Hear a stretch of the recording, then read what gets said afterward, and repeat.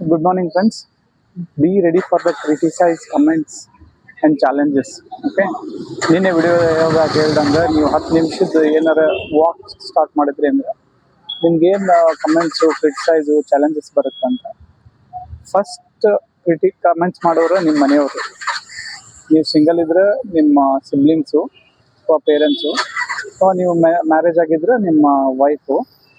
So ನೀವು ಅವ್ರ ಹತ್ರ ಹೇಳಿದ್ರೆ ಅಂದ್ರೆ ನಾನು 10 ನಿಮಿಷ ಈ ಥರ ವಾಕಿಂಗ್ ಹೋಗಿ ಬರ್ತೀನಿ ಅಂದರೆ ನಾನೇನು ನೋಡಿಲ್ಲ ನೀನು ಮಾಡೋದು ಇಷ್ಟು ದಿನ ಮಾಡಿದ್ದು, ಎಷ್ಟು ದಿನ ಮಾಡ್ತೀಯ ಅಂತ ನಾನು ನೋಡ್ತೀನಿ. ಇದೇ ಫಸ್ಟ್ ಕಮೆಂಟ್ ಬರೋದು. ನೀವು ಇದು ಏನಾದರೂ ಚಾಲೆಂಜ್ ಪಾಸ್ ಮಾಡಿದ್ರೆ ನೀವು ಗೆದ್ದಂಗೆ.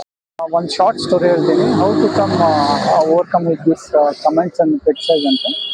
ನನ್ನ ಮೆಂಟರ್ ಅದರ ಆಫೀಸ್ದಾಗ ಅವ್ರು ಒಂದು ಮಾತು ಹೇಳಿದರು, Shameen how did come to office ಅಂತ. ನಾನು ಹೇಳಿದೆ ಬೈ ಮೆಟ್ರೋ ಅಂತ.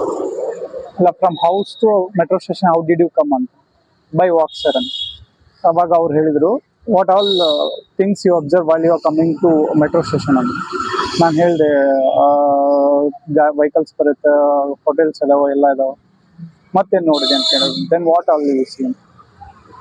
So many things sir. ಈ ಥರ ಗಾರ್ಬೇಜ್ ಗಾಡಿ, ಬೆಂಗಳೂರದಾಗ ಗಾರ್ಬೇಜ್ ಗಾಡಿ ಇದು ದೊಡ್ಡ ಪ್ರಾಬ್ಲಮ್ ಇರುತ್ತೆ. So after seeing that whether you stop coming to office ಅಂತ. ಇಲ್ಲ ಅಂದೆ. ಯಾಕೆ ಅಂದರು, ಡೋಂಟ್ ಬಾದರ್ ಮೀ. ಸೊ ಅವಾಗ ಹೇಳಿದ್ರು ಅವರು, that is how it's works. ನೀವು ನಡೆಯೋ ದಾರಿಯಲ್ಲಿ ತುಂಬ ಅಡೆತಡೆಗಳು ಇರುತ್ತೆ. ಸೊ ಗಾರ್ಬೇಜ್ ಗಾಡಿ ಇರ್ತಾವೆ, ತುಂಬ ವೆಹಿಕಲ್ಸ್ ಇರ್ತಾವೆ. ಆದ್ರೆ ನೀನು ಮೇನ್ ಗುರಿ ಏನಂದರೆ ಆಫೀಸ್ಗೆ ಹೋಗೋದು.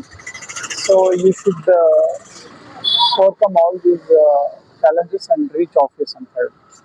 ಸೊ ಆ ಥರ ನೀವೆಲ್ಲ ಚಾಲೆಂಜಸ್ಸು, ಕಮೆಂಟು, ಕ್ರಿಟಿಸೈಸು ಎಲ್ಲ ಓವರ್ಕಮ್ ಮಾಡಿದರೆ ನಿಮ್ಮ ಗುರಿನ ತಲುಪ್ತೀರಿ.